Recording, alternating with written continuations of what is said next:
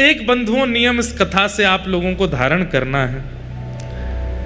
महाप्रसाद का नियम आज से ही प्रारंभ कर दीजिए। आप लोग जहां कहीं भी भोजन करेंगे, आपके रसोइया बनाएंगे, अच्छी बात है, पर किसी भी एक समय महाप्रसाद पाना है। महाप्रसादे गोविंदे, यहां का महाप्रसाद सामान्य नहीं है। और पहली बात, यहां के महाप्रसाद को कभी भी ऐसा नहीं कहना भाई चावल दे दो, दाल दे दो, ये वाली सब्जी दे दो, चटनी दे दो, नहीं। आप महाप्रसाद के अलावा अन्य किसी भी शब्द का प्रयोग करेंगे, अपराध लगेगा। ठाकुर जी से भी ज्यादा महिमा है यहां महाप्रसाद की। इसलिए महाप्रसाद का नियम आज से आप लोगों को धारण करना है। 7 दिन तक जो यहां रहेंगे, 24 घंटे में एक बार महाप्रसाद आपके मुखमंडल में जाना चाहिए। महाप्रसाद के कुछ नियम हैं। पहला नियम, धरती पर बैठ करके ही पाना है। जिन लोगों के पांव में ताकत ना हो वो कुर्सी पर बैठ सकते हैं, बाकी धरती पर ही बैठना है। आसन लगाना नहीं है, किसी भी प्रकार की चद्दर दरीचा कुछ नहीं बिछाना है नीचे। सामान्य पृथ्वी पर बैठिए और सामने पत्तल, केले के पत्ते में महाप्रसाद ग्रहण कीजिए। दूसरा नियम, महाप्रसाद के प्रत्येक ग्रास को लेते समय यही मानना है कि श्री महाप्रभु जगन्नाथ जी ही मेरे अंतस्थ में, जैसे कथा में कानों से प्रवेश करते हैं, दर्शन में नेत्रों से प्रवेश करते हैं, ऐसे ही महाप्रसाद के रूप में मुख से प्रवेश कर रहे हैं, भीतर जा रहे हैं महाप्रभु जी। प्रत्येक ग्रास को लेते समय यही भाव रखना है कि ये महाप्रभु जगन्नाथ जी हैं। एक तिनका भी छोड़ना नहीं। भले ही 2 घंटा लग जाए, घूम घूम करके आओ, थोड़ा पचा के फिर पालो, लेकिन वो छोड़ना नहीं है। एक तिनका भी अगर आप लोग उसका व्यर्थ करते हैं तो उसका अपराध बताया गया स्कंद पुराण में, कि फिर देवता आकर के उसको पाते हैं और फिर देवताओं को उच्छिष्ट पवाने। वैसे तो महाप्रसाद उच्छिष्ट नहीं होता है, महाप्रसाद कोई भी पा सकता है, लेकिन आपका उच्छिष्ट कहीं फेंक दिया गया और उसके बाद देवता आकर के जब उसको देखते हैं तो उनको जो क्रोध आता है, उस क्रोध का अपराध आपको लगेगा। तो या तो उतना ही लीजिए जितना पा सकते हैं, उससे अधिक यदि लिया है तो एक तिनका भी व्यर्थ ना जाए। यह महाप्रसाद का तीसरा नियम है। पूरी पत्तल जैसी रखी गई थी, आपके उठने समय वैसी ही मिले, बिल्कुल सब एक एक कण आपके मुख में चला जाए। उसका प्रभाव 7वें दिन देखिएगा। नित्य महाप्रसाद पाने का आपको अनुभव होगा कि यहां से लौटने के बाद आपकी भक्ति में, आपके प्रेम में, आपके व्यवहार में, आपके स्वभाव में पहले से ज्यादा दीर्घता आ गई होगी ठाकुर जी के प्रति। क्यों? क्योंकि आपके रक्त में, मांस में, रुधिर में, अस्थियों में, सब जगह महाप्रभु जगन्नाथ जी विराजमान हो गए हैं। इसलिए महाप्रसाद। महाप्रसाद का चौथा नियम, आप पा रहे हैं और कोई व्यक्ति दूसरा पाने की इच्छा रखता है तो आप उसको तुरंत अपने पास बैठा सकते हैं, और कोई आपसे बिना पूछे भी बैठ जाए और आपकी पत्तल में पाने लग जाए तो आप उसको मना नहीं कर सकते। महाप्रसाद झूठा नहीं होता, महाप्रसाद पवित्र ही रहता है। हाँ, बस इतना ध्यान रखना चाहिए लोगों को कि महाप्रसाद पाते समय बन जाए तो ठीक, नहीं बने तो कोई दिक्कत नहीं है। कि महाप्रसाद को पाएं तो ये उंगलियां जो हैं ये ओष्ठ का स्पर्श ना करें, ये ऐसे ही ग्रास लें और यहाँ आकर के उसको, अब नहीं बनेगा, कई लोग तो उसको फिर गेरना गारना नहीं, पता चली पूरे लत्ता ही बिगाड़ लिए अपने। जिनसे बन जाए तो इतनी दालमा डालिए कि जो वो लड्डू जैसी आकृति बने और उसको ऐसे ही पाइए। आपके ये हाथ स्पर्श ना करें मुख का, तो ये और अच्छा है। नहीं बने तो कोई दिक्कत नहीं है, खूब प्रेम से खूब चकाचक पाओ जैसे पा सको। कोई और अगर पाना चाहे तो उसमें कोई दिक्कत नहीं है, वो पा सकता है। महाप्रसाद का ही नियम। 7 दिन तक तो यहां महाप्रसाद पाना ही है। हमारा नियम तो ऐसा है कि हम सुबह से रात्रि तक और कुछ पाने वाले ही नहीं है। हमारे लाल जी की रसोई बन रही है, वो चकाचक उनका भोजन बनेगा, पर हम तो महाप्रसाद ही पाते हैं। जगन्नाथपुरी में हम और कुछ लेते ही नहीं है, महाप्रसाद ही लेंगे। तो महाप्रसाद 7वां दिन जब यहाँ पूरा हो जाए तो यहाँ से जाते समय महाप्रसाद की पोटली आप सब लोग लेके जाइएगा। उसमें से रोज एक तिनका पाना है, एकादशी हो, द्वादशी हो, कुछ भी हो। और सुनिए, सूतक हो, पातक हो, कुछ भी हो, घर में महाप्रसाद रोज पाया जा सकता है। मंदिर में प्रवेश निषेध होता है कई विशेष दिनों में, लेकिन महाप्रसाद को ग्रहण करने की अनुमति हर स्थिति में है। नहाए हो, बिना नहाए हो, पवित्र हो, अपवित्र हो, सो रहे हो, सो के उठे हो, जब चाहो महाप्रसाद का एक तिनका रोज लेना है। महाप्रसाद ये ऐसे महाप्रसाद नहीं बन जाता। जगन्नाथ जी की सबसे बड़ी रसोई है विश्व में। अब सही आंकड़े तो हमको नहीं पता होंगे, लेकिन लगभग 400 चूल्हे हैं। कितने चूल्हे? 400 चूल्हा हैं भीतर, और 700 बनाने वाले सब हमारे सेवक जन हैं। 700 रसोइया कितने हैं भैया? 10,000 आदमियों का भोजन भी ज्यादा से ज्यादा 100-150 लोग बना देते हैं, लेकिन केवल महाप्रभु जगन्नाथ जी, सुभद्रा जी, बलभद्र जी 3 हैं, और चौथे हमारे सुदर्शन जी। इनके लिए प्रसाद बनाते हैं। 700 सेवक जन लगते हैं, वो भी बड़े नियम से लगते हैं। और वे भी कोई पुरुष रूप में नहीं हैं तो वो पुरुष रूप में ही, लेकिन भीतर प्रवेश करते ही रसोई घर में वे सब ठाकुर जी की सहचरियां उसी भाव से ही निर्माण करते हैं। निर्माण होने के बाद में फिर उसका गोपाल मंत्र से उसका आवाहन होता है, आदि आदि बड़े नियम से महाप्रसाद सिद्ध होता है। उसके बाद जब वो रसोई घर से महाप्रभु जी के पास जाएगा, कोई सामने नहीं आना चाहिए, ऊपर से पक्षी भी नहीं जाएंगे। एक कुछ भी ऐसी घटना होती है, फिर भोग ठाकुर जी को नहीं पधराया जाता। महाप्रभु जगन्नाथ जी के सन्मुख पधराने के बाद भी वो महाप्रसाद नहीं बना है। महाप्रभु जी को पधराने के बाद फिर वो बगल में ही विराजमान श्री बिमला माता जी को पधराया जाता, उसके बाद वो महाप्रसाद होता है। बिमला माता कौन है? दर्शन कीजिएगा। जो शक्तिपीठ हैं भारत में, उनमें से एक शक्तिपीठ महाप्रभु जगन्नाथ जी के मंदिर में ही है, विमला देवी। महाप्रभु जी को प्रसाद अर्पित होने के बाद में विमला देवी जी के सन्मुख पधराया जाता है, और जब विमला देवी उसको पा लेती हैं तब वो महाप्रसाद कहलाता है।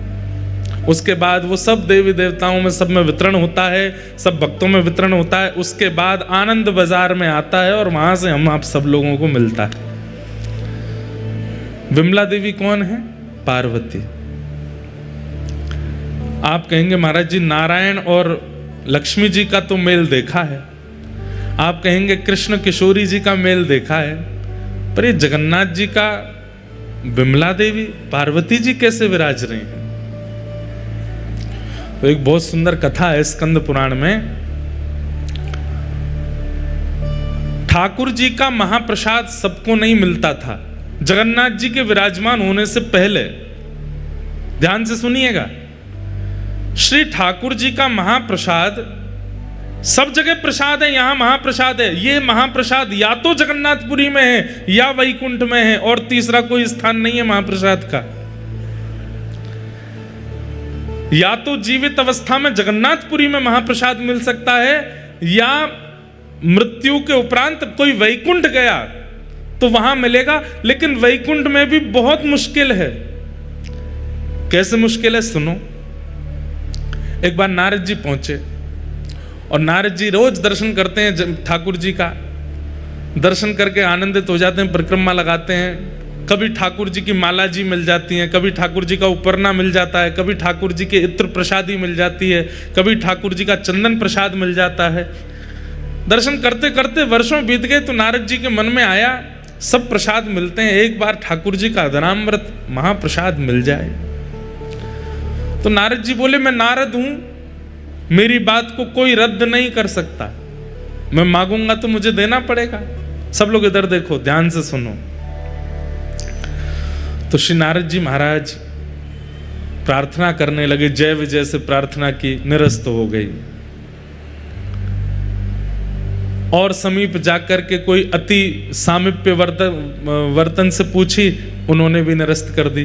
तब किसी ने संकेत किया, बोले एक को अधिकार है महाप्रसाद देने का। बोले किसका? लक्ष्मी जी का। नारद जी महाराज लक्ष्मी जी के पास गए और कहा कि हे माँ, आप कृपा करो। बोले क्या कृपा करें? ठाकुर जी का महाप्रसाद चाहिए हमको। लक्ष्मी जी बोली क्या बात कर रहे हो? बोले हाँ, ठाकुर जी जो प्रसाद पाते हैं उसके बाद जो महाप्रसाद, तिनका प्रसाद, वो हमें चाहिए।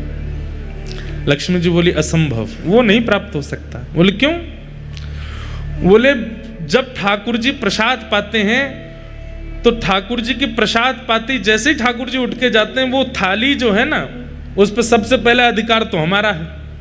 और हमारे बाद ये जितनी सहचरियां वैकुंठ की हैं, जितनी हमारी सेवा में रहती हैं, इन सबके भी साल बटे हुए हैं, इतनी संख्या में हैं कि एक साल में केवल इतनी सखियों को मिलेगा, उसके अगले साल इतनी सखियों का नंबर आएगा, फिर उस अगले साल 100 साल में जाकर के तो सखियां पूरी होती हैं, इनको भी पूरा नहीं बढ़ता।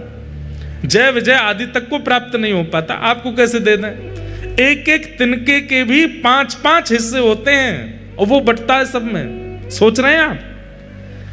ठाकुर जी की प्रसादी का एक चावल, उसके 5 हिस्से किए जाते हैं और वो थोड़े थोड़े छोटे छोटे से हिस्से जो हैं तिल के बराबर, वो बटते हैं, वो पाकर के आनंदित होते हैं। कैसे दे दें आपको? बिल्कुल समय ही नहीं है। यहाँ तो अभी लंबी लाइन है, 1-1.5 करोड़ साल बाद आना, तब हो सकता है कि एक तिनका का एक अंश तुमको मिल जाए। नारद जी महाराज बोले मुझ पर कृपा करो, इतना प्रतीक्षा नहीं कर सकता, एक बार महाप्रसाद पाना है। 1 दिन, 2 दिन, 10 दिन, 1 महीना बीत गए तो लक्ष्मी जी बोली एक काम हो सकता है। बोले क्या? अपने जटा जूट खोल लो, लहंगा फरिया पहन लो, गले में सुंदर हार धारण करके, कानों में कुंडल लगा के, आंखन में काजल लगा के गोपी बन के आओ, तो हम तुमको सहचरियों में ले लेंगी अंदर, और फिर सहचरियों में फिर वहां तुम थोड़ा हट पूर्वक, छल पूर्वक, कैसे भी करके जिस पंक्ति का प्रसाद, महाप्रसाद का समय, उसमें कैसे भी बैठ जाना, तो तुमको एक तिनका मिल जाएगा। नारद जी बोले इसमें क्या? हमारे ठाकुर जब लाली बनवे में संकोच ना करे तो हम कब करेंगे? और श्री नारद जी तुरंत महाराज अपनी जटा जूट खोल करके बढ़िया सुंदर शीश पर चुनरी। इसका भाव क्या है? ठाकुर जी की निज सेवा में जाने के लिए चाहे जहां हो, गोपी तो बनना पड़ेगा। और गोपी मतलब हृदय से गोपी। नारद जी महाराज सखी बन गए।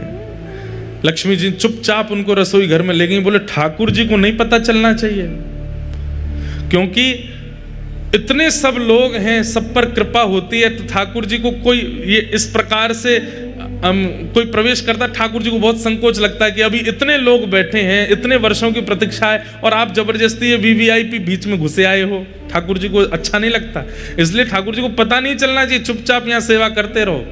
नारद जी बेचारे कभी बर्तन मांजने की सेवा, कभी सामग्री अमनिया करने की सेवा करते हैं। एक दिन ठाकुर जी का महाप्रसाद मिले, और एक दिन पता नहीं कैसे योजना बनी और नारद जी उस पंक्ति में बैठ गए जिस पंक्ति में महाप्रसाद के 5-5 टुकड़े बांटे जा रहे हैं। नारद जी महाराज सामने बैठे, लक्ष्मी जी परोसती भाई जैसे ही आई तो नारद जी को थोड़ी देख करके उनको कृपा की इच्छा हुई, और उन्होंने महाप्रसाद के 2 तिनके, महाप्रसाद चावल के 2 तिनके उनके हाथ में धर दिए। कहां एक तिनका के 5 हिस्सा बांटे जा रहे हैं, उन्होंने 2 तिनका दे दिए। और जैसे ही महाप्रसाद हाथ में आया तो जैसे अत्यंत दिनों का प्यासा व्यक्ति उसको पानी दिख जाए, वो कहां रोक पाता है। आपने तुरंत एक महाप्रसाद का तिनका अपने मुख में जैसे ही धारण किया, आहा, वो धारण करते ही आपको प्रेम लक्षण प्रकट होने लगे, नेत्रों से अविरल अश्रुधार गिरने लगी, रोम रोम पुलकित हो गया। भुजा उठाकर के श्री नारद जी महाराज नृत्य करने लगे। हा कृष्ण, हा माधव, हा केशव, हा गोविंद, हा मधुसूदन। प्रेम की अद्भुत अवस्था प्राप्त हो गई नारद जी को।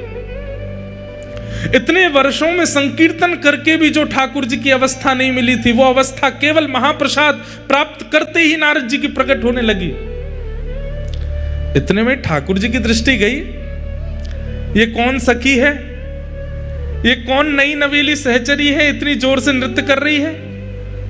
लक्ष्मी जी बोले कोई नहीं मैं संभालती हूं। लक्ष्मी जी हाथ पकड़ करके लेके गई नारद जी को, और क्या कर रहे हो, फंसवाओगे सबको। नारद जी के तो नेत्र लाल पड़ गए। बोले हे मां, अभी तो केवल एक तिनका पाया है, और ये तिनका पाकर के मैं इतना आनंद में आ गया हूं। वर्षों से, करोड़ों वर्ष निकल गए, नाम जपते जपते ऐसी स्थिति का अनुभव नहीं किया जो स्थिति का अनुभव केवल महाप्रसाद का एक तिनका पाकर के मुझे हो रहा है।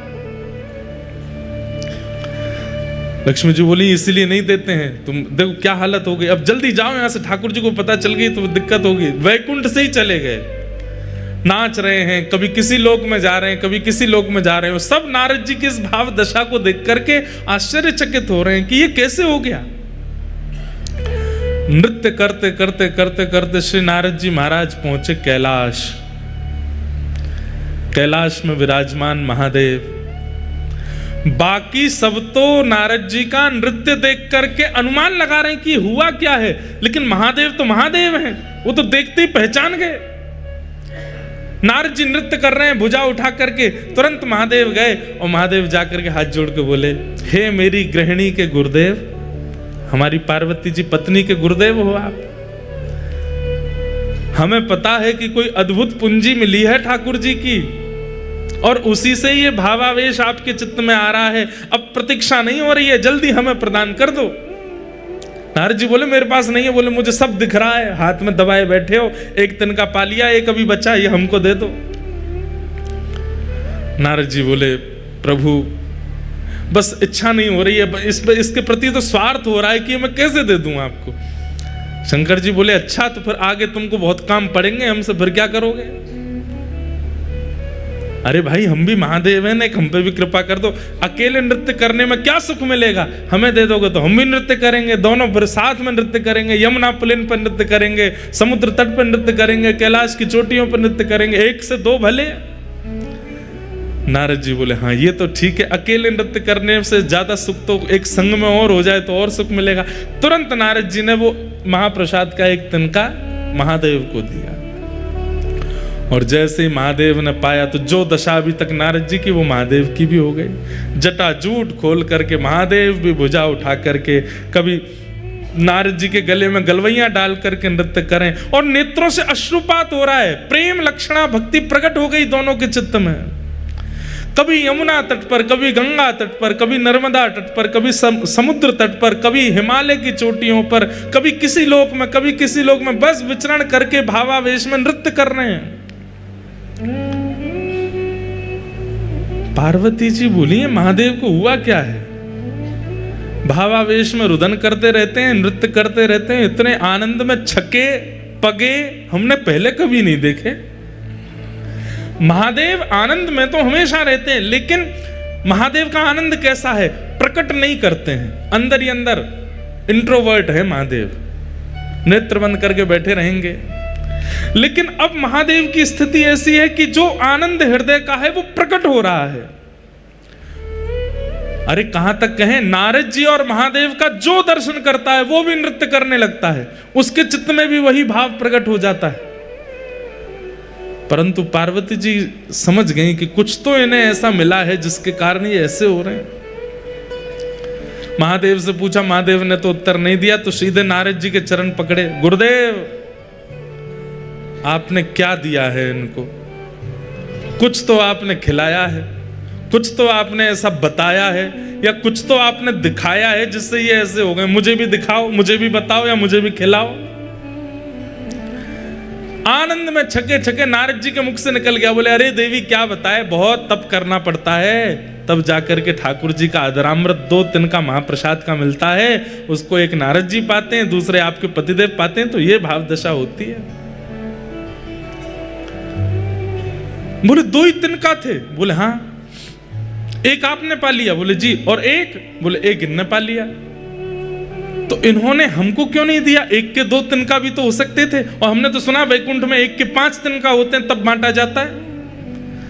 नारद जी बोले अब तो माहौल गर्म हो रहा है, तो धीमे से बोल गए, हमने तो कही थी इनसे 1 के 2 कर दो, हम तो इनको बोल के गए थे, और हमने 1 के 2 नहीं, हमने 1 के 4 कही थी, कार्तिकेय गणेश जी को भी खिला देना। लेकिन इनके मन में स्वार्थ आ गया, अकेले ही पा गए पूरा। और ऐसा कह के नारद जी तो वहां से चलते बने, नाच रहे हैं। महादेव भुजा उठा के पार्वती जी सामने क्रोध में खड़ी हैं। आपको गुरुदेव कह के गए थे कि 2 तिनका कर लो, फिर भी नहीं दिया मुझको, इतना स्वार्थ आपके चित्त में आ गया है। अरे वैसे सब मिल बांट करके रहते हैं, लेकिन ठाकुर जी का अधरामृत मिला, अकेले पा गए, एक बार भी नहीं सोचा कि थोड़ा इनको भी देते हैं। आपके गुरुदेव ने कब कहा कि 2 दिन का? मेरे गुरुदेव पे लांछन नहीं लगाओगे, वो कह के गए थे आपसे, बता के गए मुझको। कहां है तुम्हारे गुरुदेव? पता चली वो तो गए। अब तो यहां पार्वती जी नाराज हो गई, ना पा रही हैं, ना सो रही हैं, ना कुछ कर रही हैं।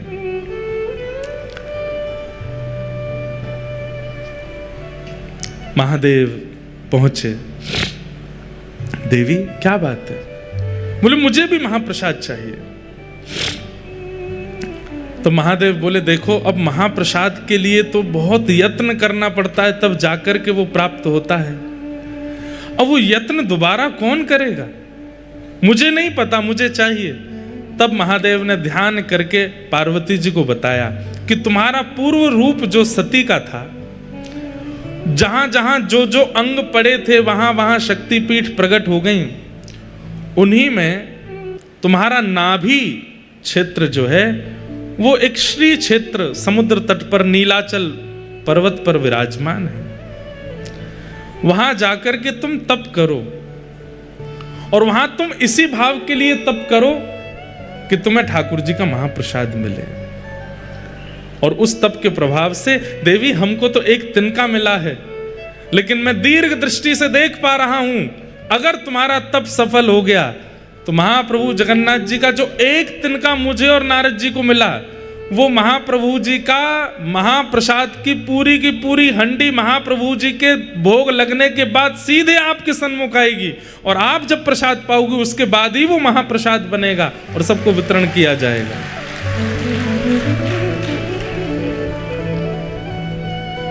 वही पार्वती जी विमला देवी के रूप में आई, आकर के यहां बैठ करके तप किया।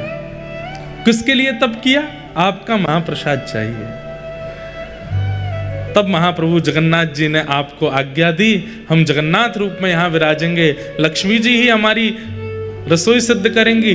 जिस महाप्रसाद को वैकुंठ में प्राप्त करना अति दुर्लभ है, उस महाप्रसाद को मैं अति सहज कर दूंगा इस जगन्नाथ क्षेत्र में। और देवी वो प्रसाद जितनी विधियों से बनेगा उसी विधि से बनता है महाप्रसाद यहाँ, जिस विधि से वैकुंठ में बनता है।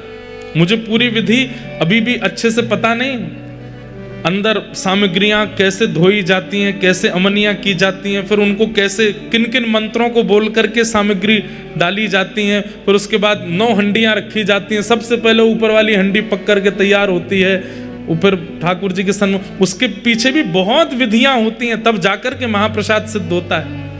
लेकिन महाप्रसाद तभी कहलाएगा जब वो मेरे बाद आपको भोग लगेगा। विमला देवी के भोग के बाद वो महाप्रसाद आनंद बाजार में आ जाता है और हम सबको प्राप्त होता है। ये महाप्रसाद है। इसलिए भैया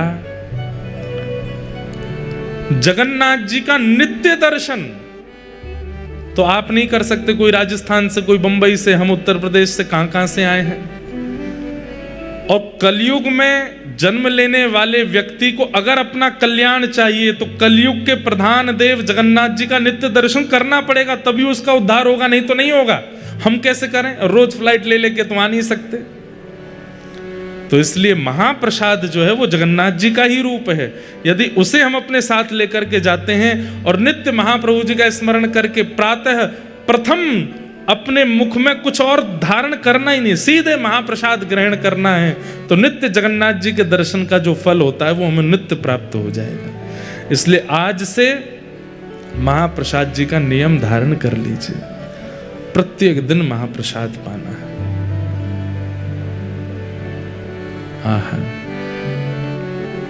ऐसे जगन्नाथपुरी में आज हम आप सब लोग आए हैं।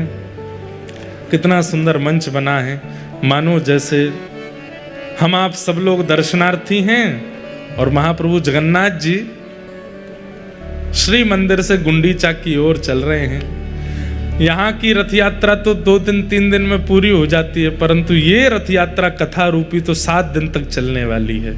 खूब आनंद हम लोगों को होगा, खूब सुख मिलेगा।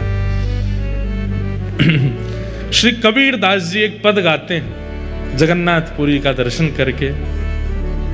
ठाकुर भले विराजे हो उड़ीसा जगन्नाथपुरी में, ठाकुर भले विराजे हो उड़ीसा जगन्नाथपुरी, हो ठाकुर भले विराजे हो उड़ीसा जगन्नाथपुरी में, ठाकुर भले विराजे हो उड़ीसा जगन्नाथपुरी में, ओ ठाकुर भले विराजे हो उड़ीसा जगन्नाथपुरी में, ठाकुर भले विराजे हो उड़ीसा जगन्नाथपुरी में, उड़ीसा जगन्नाथपुरी में, उड़ीसा जगन्नाथपुरी में, उड़ीसा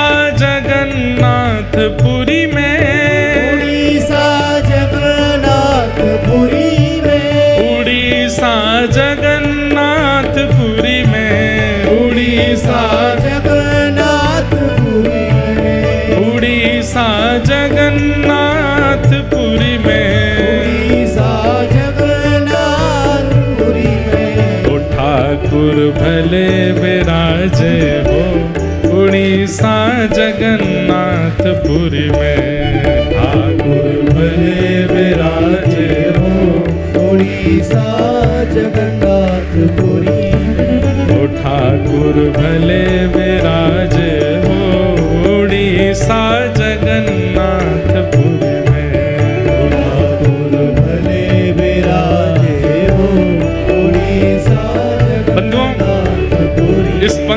इस पद में श्री कबीर दास जी व्याज स्तुति कर रहे हैं। व्याज स्तुति मतलब बीच बीच में व्यंग और मार रहे हैं जगन्नाथ जी को। वाह, द्वारिका में तो बड़े ठाट हैं, मथुरा में तो बड़े ठाट हैं, काशी में तो बड़े ठाट हैं, यहाँ कैसे विराज रहे हो? इसलिए बीच बीच में कई शब्द ऐसे हैं उनमें थोड़ी व्यंगात्मक मतलब थोड़ी हंसी कर रहे हैं जगन्नाथ जी के। भाव से गाओ।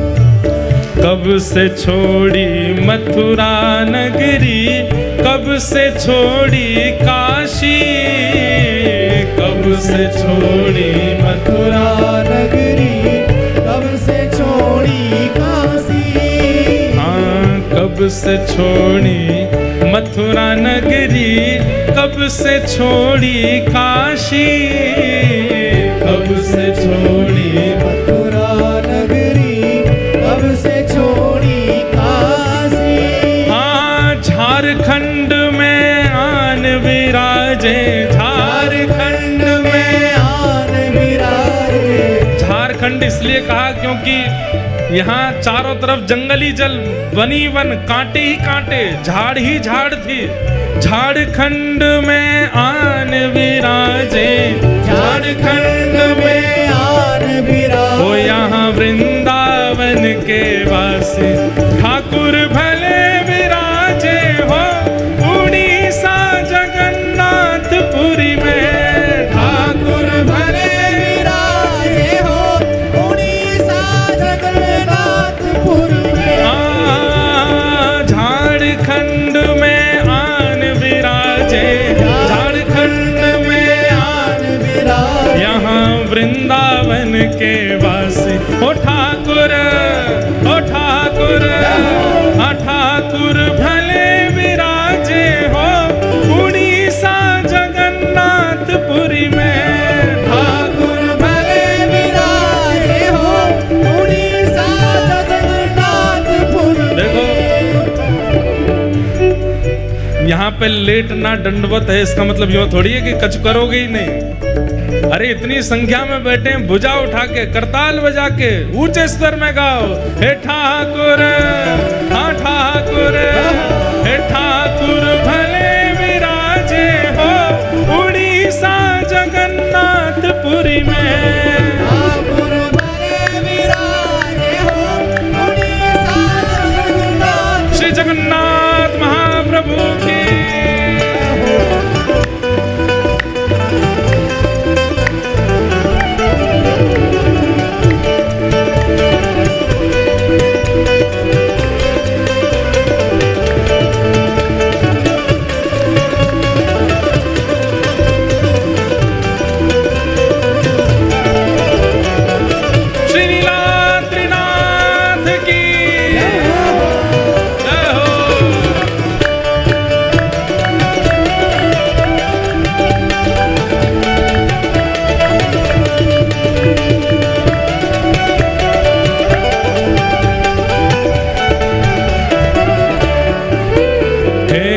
सतयुग छोड़ी मथुरा नगरी, द्वापर छोड़ी काशी। सतयुग छोड़ी मथुरा नगरी, द्वापर छोड़ी काशी। हाँ, सतयुग छोड़ी मथुरा नगरी, द्वापर छोड़ी काशी। सतयुग छोड़ी मथुरा नगरी, द्वापर छोड़ी काशी। और कलयुग में है आन विराजे, कलयुग में तो आन विराजे। हाँ, कलयुग में तो आन विराजे, कलयुग में तो आन विराजे। ओ यहाँ वृंदावन के वासी, ओ ठाकुर, ओ ठाकुर, हे ठाकुर भले विराजे हो उड़ीसा जगन्नाथपुरी में। ठाकुर भले विराजे हो उड़ीसा जगन्नाथपुरी में। हे ठाकुर भले विराजे हो उड़ीसा जगन्नाथपुरी में। ठाकुर भले विराजे हो उड़ीसा जगन्नाथपुरी में। कलयुग में तो आन विराजे, कलयुग में तो आन विराजे। कलयुग में तो आन विराजे, कलयुग में तो आन विराजे। ओ जहाँ वृंदावन के वासी, ओ ठाकुर, ओ ठाकुर, ओ ठाकुर भले विराजे हो उड़ीसा जगन्नाथपुरी में। ठाकुर भले विराजे हो उड़ीसा जगन्नाथपुरी में। ओ ठाकुर भले विराजे हो उड़ीसा जगन्नाथपुरी में। ठाकुर भले विराजे हो उड़ीसा जगन्नाथपुरी में। उड़िया मांगे दाल खिचड़ी, बंगाली मांगे भात। उड़िया मांगे दाल खिचड़ी, बंगाली यहाँ भात। उड़िया मांगे दाल खिचड़ी, बंगाली यहाँ भात। उड़िया मांगे दाल खिचड़ी, बंगाली मांगे कहाँ? माखन मिश्री खावे वारे, दूध दही पीवे वारे, 56 भोग आरोगवे वारे, अन्नकूट करवे वारे कहाँ आके बैठे हैं? बोले जहाँ पे उड़िया के लोग तो खिचड़ी मांगते हैं और बंगाली केवल भात ही भात पूरे दिन चलता है। लेकिन किसके लिए विराजे हैं यहाँ पर? साधु मांगे दर्शन प्रभु जी, साधु मांगे दर्शन प्रभु। जहाँ भक्त ही मांगे दर्शन प्रभु जी, भक्त ही मांगे दर्शन प्रभु। और श्री महाप्रसाद, हे ठाकुर, हे ठाकुर, हे ठाकुर भले विराजे हो उड़ीसा जगन्नाथपुरी में। ठाकुर भले विराजे हो उड़ीसा जगन्नाथपुरी में। हाँ, साधु मांगे दर्शन प्रभु जी, साधु मांगे दर्शन प्रभु जी। हे साधु मांगे दर्शन प्रभु जी, साधु मांगे दर्शन प्रभु जी। और श्री महाप्रसाद, हे ठाकुर, हे ठाकुर, हे ठाकुर भले विराजे हो उड़ीसा जगन्नाथपुरी में। ठाकुर भले विराजे हो उड़ीसा जगन्नाथपुरी में। हे ठाकुर भले विराजे हो उड़ीसा जगन्नाथपुरी में। ठाकुर भले विराजे हो उड़ीसा जगन्नाथ। श्री जगन्नाथ महाप्रभु के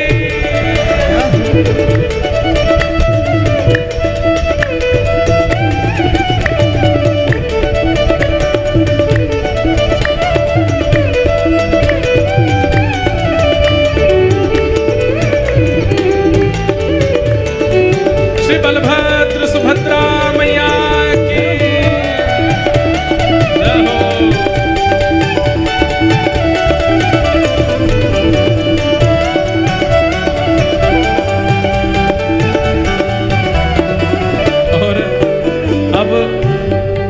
हंसी में क्या बोल रहे हैं कबीरदास जी? चट्टी चट्टी बनिया लूटे और लूटे फिरंगी, चट्टी चट्टी बनिया लूटे और लूटे फिरंगी। ये उस समय की बात। यहाँ आने वाले लोग अपने घर से कुछ लेके निकलते थे तो यहाँ पे बिल्कुल आके कंगाल ही हो जाते थे, क्यों बीच में सब लुट गया। चट्टी चट्टी बनिया लूटे और लूटे फिरंगी, चट्टी चट्टी बनिया लूटे और लूटे फिरंगी। सिंह द्वार पे पंडा लूटे, सिंह द्वार पे पंडा लूटे, सिंह द्वार पे पंडा लूटे, सिंह द्वार पे पंडा। वो सब यात्री भय उदासी। ओ ठाकुर हे ठाकुर हे ठाकुर भले विराजे हो उड़ीसा जगन्नाथपुरी में। ठाकुर भले विराजे हो उड़ीसा जगन्नाथपुरी में। हे ठाकुर भले विराजे हो उड़ीसा जगन्नाथपुरी में।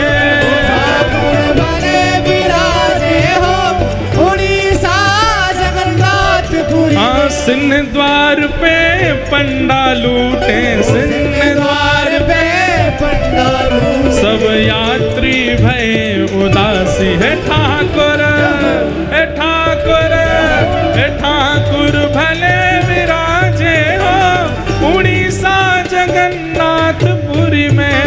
ठाकुर भले विराजे हो उड़ीसा जगन्नाथपुरी में।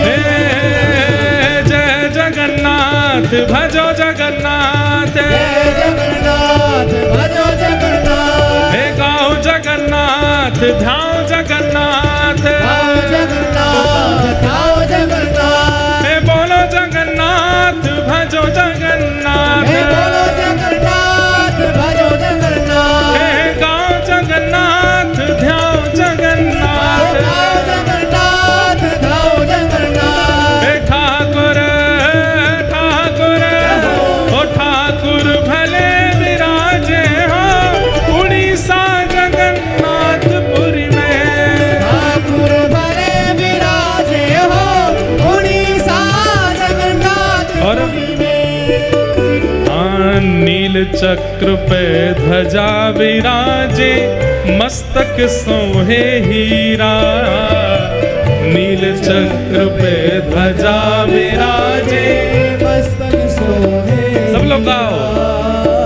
नील चक्र पे ध्वजा विराजे मस्तक सोहे हीरा, नील चक्र पे ध्वजा विराजे मस्तक सोहे हीरा। हे बीच में बहन सुभद्रा राजे, बीच में बहन सुभद्रा, बीच में बहन सुभद्रा राजे। और सुभद्रा और आजू बाजू दो वीरा। ओ ठाकुर हे ठाकुर हे ठाकुर भले विराजे हो उड़ीसा जगन्नाथपुरी में। ठाकुर भले विराजे हो उड़ीसा जगन्नाथपुरी में। बीच में बहन सुभद्रा राजे, बीच में बहन सुभद्रा, हाँ बीच में बहन सुभद्रा राजे, बीच में बहन सुभद्रा। और आजू बाजू दो वीरा। हे ठाकुर हे ठाकुर हे ठाकुर भले विराजे हो उड़ीसा जगन्नाथपुरी में। ठाकुर भले विराजे हो उड़ीसा जगन्नाथपुरी में। हे ठाकुर भले विराजे हो उड़ीसा जगन्नाथपुरी में। ठाकुर भले विराजे हो भुजा उठा के जय जगन्नाथ जय बलदेव, जगन्नाथ जय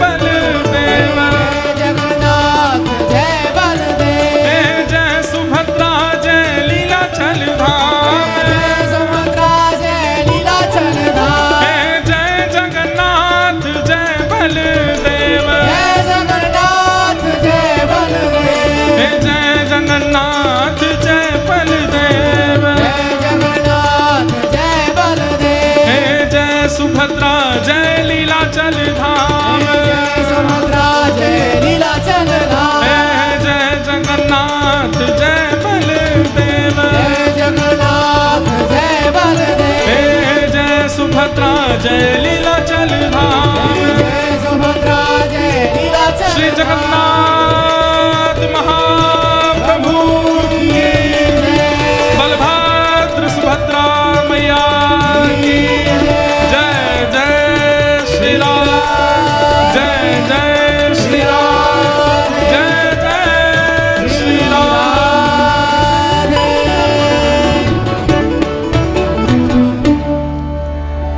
नील चक्र पे ध्वजा विराजे, मस्तक सोहे हीरा, नील चक्र पे ध्वजा विराजे, मस्तक सोहे हीरा,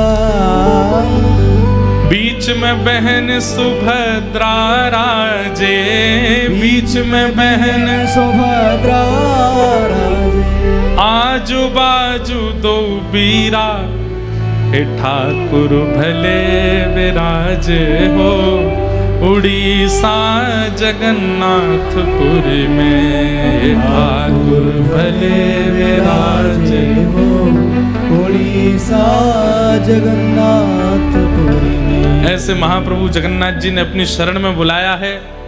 इस वक्त यदि हमसे पूछा जाए कि इस ब्रह्मांड में सबसे बड़ा सौभाग्यशाली कौन, तो इस पंडाल में हमसे लेके पीछे तक जितने लोग बैठे हम सब बहुत सौभाग्यशाली। क्यों? क्योंकि कृपा अति कृपा नहीं, अति हरि कृपा हुई है हम पे। यहां एक बार नील चक्र देखने की इतनी महिमा है, हमको तो 7 दिन देखने के लिए मिला। यहाँ एक दिन महाप्रभु जगन्नाथ जी को देखने की इतनी महिमा, हम तो 7 दिन देखेंगे और दिन में 4-4 बार देखेंगे। एक बार समुद्र स्नान और दर्शन की इतनी महिमा, हम जगन्नाथपुरी गयो कार्य हो जाओ तो यूं समझ जाइयो कि महाप्रभु जगन्नाथ जी ने कारिया बना के ही भेजे हो। यहाँ जगन्नाथ जी को भी कालिया बोलते हैं लोग, उड़ीसा के लोग।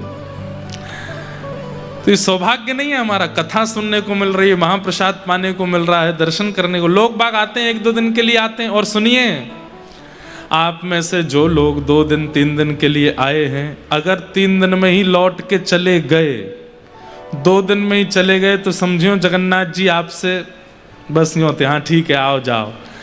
लेकिन आए थे 2 दिना के लिए, रुक गए 7 दिना, तो समझ जाइयो महाप्रभु जी प्रसन्न हो गए हैं आपसे। अब हमसे कोई मिलकर के यूं कहेगा ना महाराज जी हम 2 दिन के लिए आए जा रहे हैं, तो हम तो मनी मन समझ जाएंगे कि भावना क्या है। ठाकुर जी ही नहीं चाह रहे इसलिए लौट के जाना पड़ रहा है।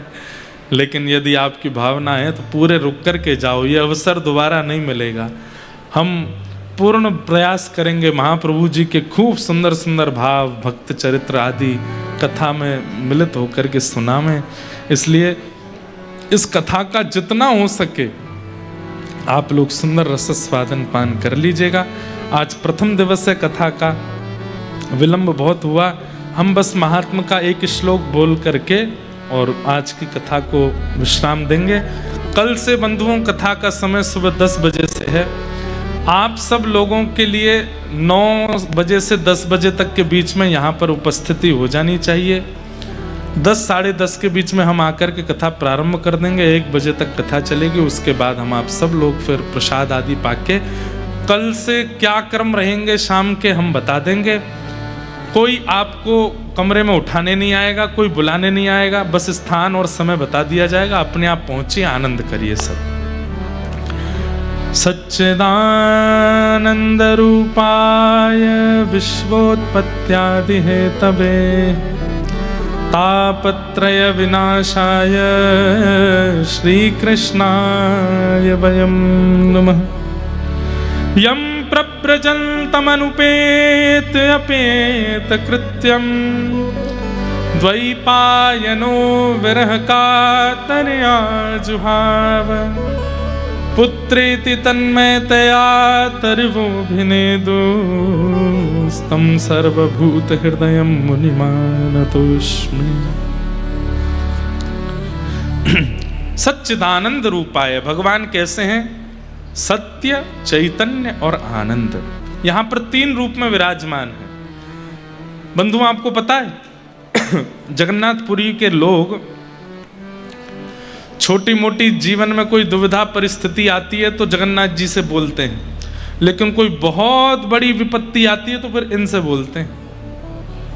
ये बड़ देव हैं, जगन्नाथ जी से भी बड़े हैं ये, क्योंकि ये सत्य स्वरूप हैं।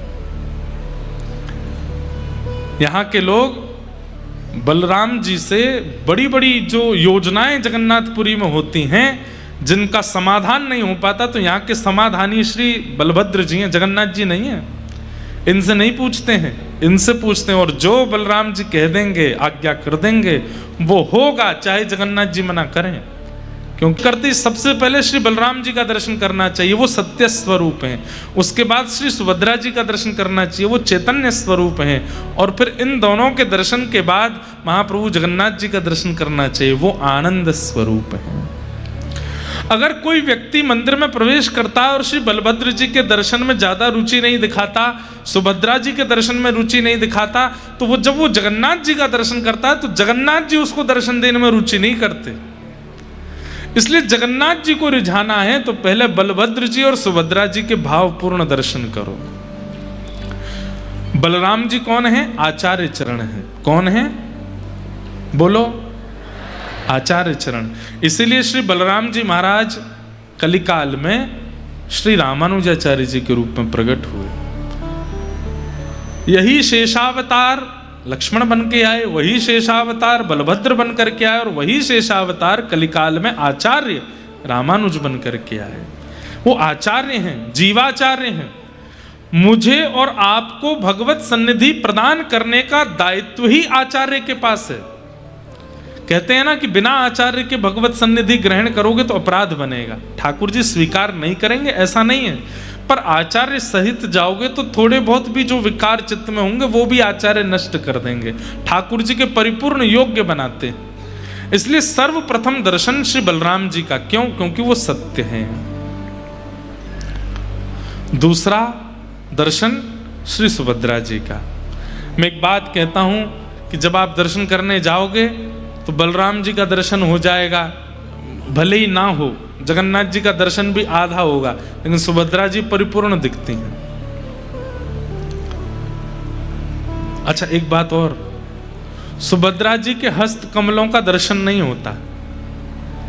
जैसे हाथ बलराम जी के, जैसे हाथ श्री जगन्नाथ जी के, सुभद्रा जी के हस्त कमल के दर्शन नहीं होते। क्यों? ये दोनों वो जीवाचार्य हैं और ये जीव कृपा करने वाले ठाकुर जी हैं। तो मानो सुभद्रा जी ने दोनों के हाथ ऐसे पकड़ करके आगे कर रखे हैं, अपने हाथ छुपा रखे, छुपा नहीं रखे, दोनों भैयाओं के हाथ पकड़ रखे हैं। बलभद्र जी कह रहे हैं जो योग्य नहीं है, जो श्रेष्ठ नहीं है, जो नियम से नहीं रहेगा, जो पवित्रता का ध्यान नहीं रखेगा, मैं उस पर कृपा नहीं करूंगा। तो श्री सुभद्रा जी कहते हैं अरे भैया ऐसे नहीं, ये कलिकाल है, यहाँ तो आपको सब पर कृपा करनी पड़ेगी। तो एक हाथ श्री बलभद्र जी का सुभद्रा जी ने पकड़ा, ये नाटक शुरू करने लगे। ठाकुर जी बोले मैं भी सबन पर कृपा नहीं करूँगो, जो ऐसो नहीं होगो, जो नियम से नहीं रहते होगो, जो मेरो नाम जप नहीं करते होगो, जो मेरे वैष्णवन की सेवा पूजा नहीं करोगो, मैं वहाँ पे कृपा नहीं करूँगो। तो दोनों कृपा से जब पीछे हटने लगे तो सुभद्रा जी ने दोनों भैयाओं को पकड़ के दोनों के हाथ आगे किए, बोले नहीं ये कलिकाल है और इस कलिकाल में आपको जीव के दोष भूल करके उन पर कृपा करनी पड़ेगी।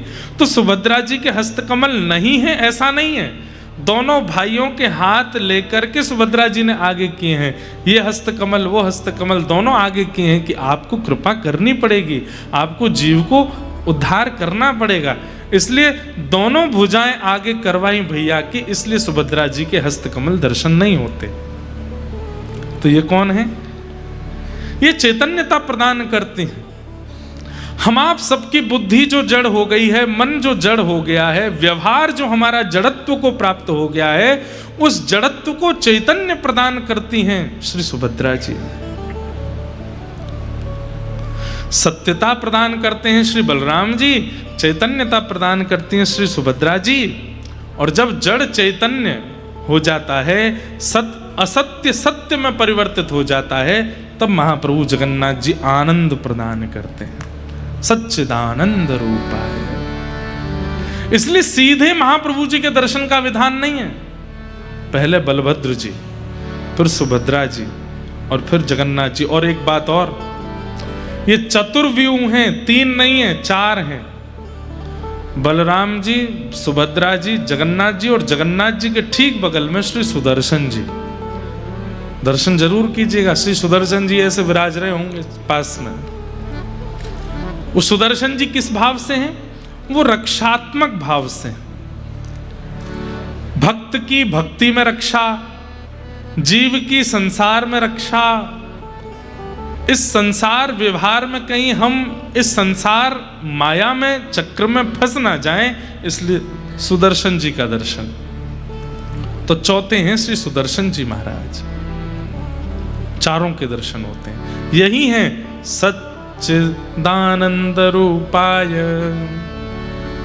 यही सत्य चैतन्य और आनंद है। और यही तीनों क्या करते हैं? बोले विश्वोत्पत्त्यादि हेतवे, विश्व की उत्पत्ति करना, पालन करना, संहार करना। अब देखो, अभी ऐसे चले थे, अब ऐसे चलेंगे। कैसे? विश्व की उत्पत्ति ठाकुर जी करते हैं, विश्व का पालन सुभद्रा जी करती हैं। कैसे? सुभद्रा जी माँ है ना, माँ ही तो विश्व का पालन करती है।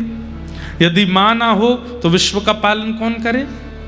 तो इसलिए विश्व की उत्पत्ति महाप्रभु जी करते हैं, विश्व का पालन मां करती है, सुभद्रा जी करते हैं। और विश्व का संहार बलभद्र जी करते हैं, शेषनाग करते हैं। विश्वोत्पत्त्यादि हेतवे और तापत्रय विनाशाय। और ये तो थे एक एक तीनों के गुण, पर ये तीसरे गुण तो तीनों के अंदर समान है। क्या? सामने आने वाले हर दर्शनार्थी के 3 प्रकार के तापों का नाश करते हैं, आदिदैविक, आदि भौतिक, आध्यात्मिक। ताप का मतलब क्या होता है? ताप का मतलब कष्ट, कष्ट निवृत्ति होती है। और एक बात, मैं हर कथा में एक बात कहता हूं कि ठाकुर जी कष्ट दूर नहीं करते, कष्ट से जूझना सिखाते। छोटा बालक धीरे धीरे चलना सीखा है, धीमे धीमे चरण रखता है।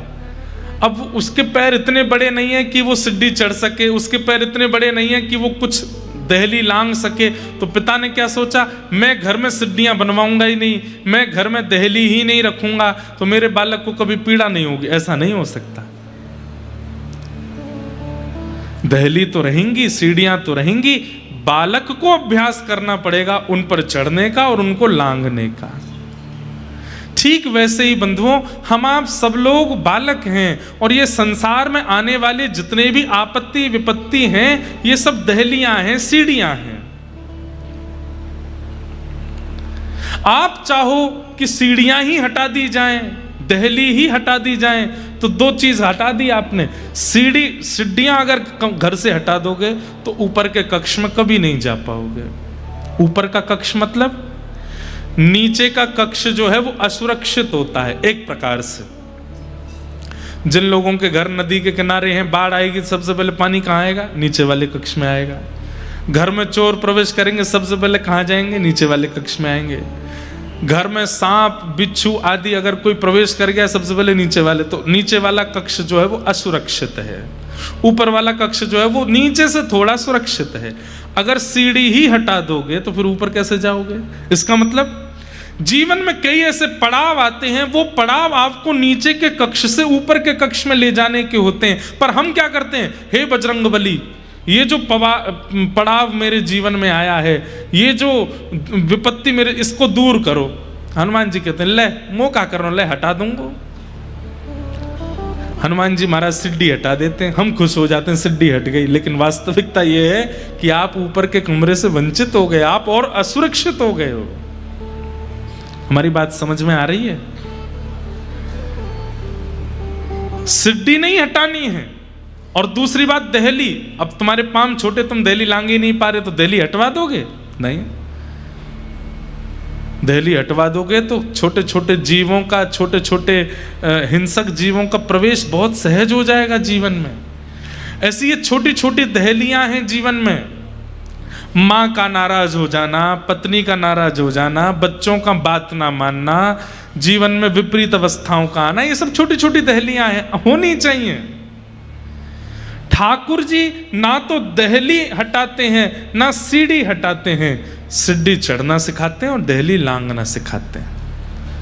आपत्ति विपत्तियां जीवन से नहीं जाएंगी, उन आपत्ति विपत्ति से जूझना ठाकुर जी सिखा देते हैं। मीराबाई के जीवन में जितने संकट हैं उतने संकट एक सामान्य व्यक्ति सह नहीं पाएगा, लेकिन मीराबाई को सहना सिखा दिया। हमारे श्री जगन्नाथपुरी के बंधु महंती, जगन्नाथपुरी के श्री माधवदास जी महाराज, जगन्नाथपुरी के श्री बलराम दास जी महाराज, जगन्नाथपुरी के श्री रघुनाथ दास जी महाराज, कितने भक्त हुए यहाँ पर। जगन्नाथपुरी के श्री चैतन्य महाप्रभु, क्या संकट खत्म हो गए थे जीवन से? नहीं, संकटों से जूझना सीख गए। ठाकुर जी क्या करते हैं? तापत्रय विनाशाय, तीन तापों से मिलने वाली जो चिंता है उसका विनाश करते हैं ठाकुर जी। ताप तो रहते हैं, कष्ट तो आता है, पर उससे जूझना सीख जाते हो। ऐसे श्री कृष्णाय वयं नमः, ऐसे श्री कृष्ण को हम बारंबार प्रणाम करते हैं। बंधुओं, ये साक्षात कृष्ण हैं। अगर आप श्री मंदिर में जगन्नाथ जी का दर्शन कर रहे हो, बलभद्र जी का, सुभद्रा जी का, तो आप ये मत मानिएगा ये दारू ब्रह्म है, ये मत मानिएगा ये कोई प्रतिमा है, ये कोई पाषाण है। आपके नेत्रों ने सच, आपके नेत्रों ने साक्षात श्री कृष्ण को देख लिया है। अगर जगन्नाथ जी को देख लिया तो कलिकाल में श्री कृष्ण जगन्नाथ जी ही हैं। एक बात सुनिएगा, बहुत छोटी सी बताऊं। महाप्रभु जगन्नाथ जी साक्षात परमात्मा हैं, इसका प्रमाण क्या है? इसके अनेक प्रमाण बताए गए, लेकिन उसका एक बड़ा अद्भुत प्रमाण बताया गया है। क्या? कि वे जब जब रथ यात्रा के लिए, जब जब स्नान यात्रा के लिए, स्नान पूर्णिमा के लिए अपने श्री मंदिर ब्रह्म वेदी से निकल करके बाहर आएंगे, मंदिर से बाहर आते ही चाहे कैसा भी मौसम हो, एक बूंद तो आकाश से वर्षा की गिरेगी। ये प्रमाण है जगन्नाथ जी का कि वो परमात्मा है। अभी बाहुड़ा यात्रा हो रही थी, जब जगन्नाथ जी की रथ यात्रा, उल्टा रथ जब आता है, तो उस समय मैं दर्शन के लिए गया। जो महाराज जी मंच पर बैठे थे, ये भी थे हमारे अभी भैया, ये भी थे साथ में, हमारे देवी भैया भी थे, और भी सब लोग थे साथ में। एक तो हम यहाँ आकर के यहीं के पंडा पुजारियों जैसी पोशाक पहन लेते हैं, तो सबको लगता है यहीं के पुजारी जी हैं ये। इतने पुजारी हैं यहाँ पे कि पता ही नहीं चलती बाहर का कौन भीतर का कौन। तो हम थोड़े भीतर चले गए। भीतर जा कर के, इतने भीतर तो नहीं जा पाए, लेकिन वहाँ सब मठों के सब संत जन खड़े थे, सबके सामने वो दृश्य मैं कैसे बताऊं उसको, तो कोई मैं फिल्म बनवा करके भी नहीं बता पाऊंगा कि वो अनुभव कैसा था। तो गुंडीचा में हम भीतर चले गए, तो वहाँ सब संतों ने अपने पास खड़ा कर लिया, बोले यहीं खड़े हो जाओ, यहीं से सामने से जगन्नाथ जी निकलेंगे। मैंने कहा ठीक है। तो सबसे पहले श्री बलभद्र जी आए।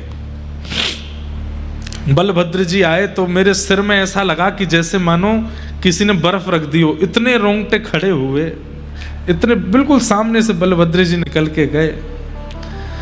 उसके बाद फिर सुभद्रा जी आए। सुभद्रा जी को देख करके भी रोम रोम पुलकित हो गया, बिल्कुल सामने से ही जा रहे हैं। आहा, मधुर दर्शन हो रहे थे। प्रतीक्षा हो रही थी कि जगन्नाथ जी आएंगे बस। फिर उसके बाद सुदर्शन जी आए, सुदर्शन जी गए।